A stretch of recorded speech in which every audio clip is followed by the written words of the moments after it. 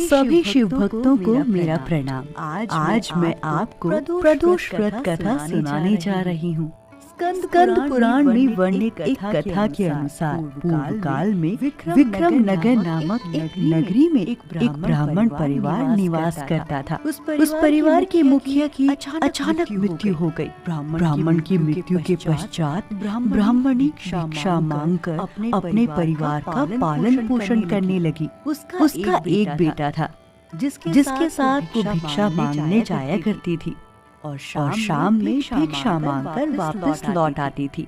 एक दिन जब वो शाम में भिक्षा लेकर लौट रही थी तो उसकी नजर नदी किनारे एक नव युवक पर पड़ी। जब वो उसके पास गई तो उसने देखा कि वो बालक घायल अवस्था में दर्द से कर्राह रहा था। ब्राह्मणी को ये देखकर बहुत कष्ट हुआ और दया भाव के चलते वो उस नव युवक को घर ले आई। उस बालक का नाम धर्मगुप्त था जो कि विदर्भ का राजकुमार था। लेकिन ब्राह्मणी को इसके बारे में कोई जानकारी नहीं थी। अपने बेटे की तरह ब्राह्मणी ने उसका पालन पोषण किया और एक माँ की तरह पूरे स्नेह के साथ उसका ध्यान रखा।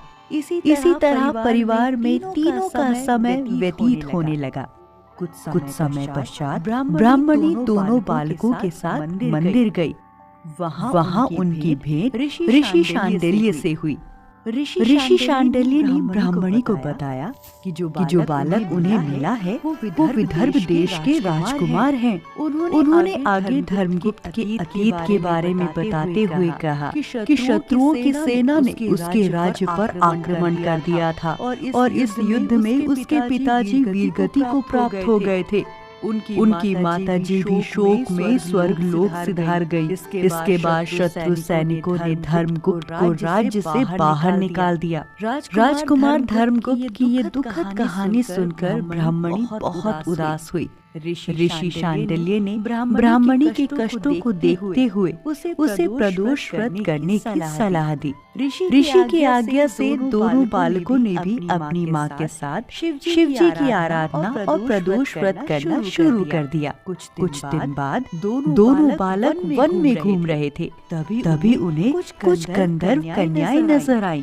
ब्राह्मण बालक तो घर लौट आया, किंतु राजकुमार धर्मगुप्त की अंशुमति नाम की गंधर्व कन्या से बात होने लगी। गंधर्व कन्या और राजकुमार एक दूसरे पर मोहित हो गए। कन्या ने विवाह हेतु राजकुमार को अपने पिता से मिलने के लिए बुलाया। दूसरे दिन जब वो पुनः गंधर्व कन्या से मिलने आया तो गंधर्व कन्या के पिता ने बताया कि वो विदर्भ देश का राजकुमार है। गंधर्व राज को भगवान शिव ने सपने में दर्शन देकर अपनी पुत्री का विवाह राजकुमार धर्मगुप्त से कराने की आज्ञा दी। भगवान की आज्ञा मानकर गंधर्व राज ने अपनी पुत्री का विवाह राजकुमार धर्मगुप्त से करवा दिया। इसके बाद राजकुमार धर्मगुप्त ने गंधर्व सेना की सहायता से विदर्भ देश पर पुनः आधिपत्य प्राप्त किया।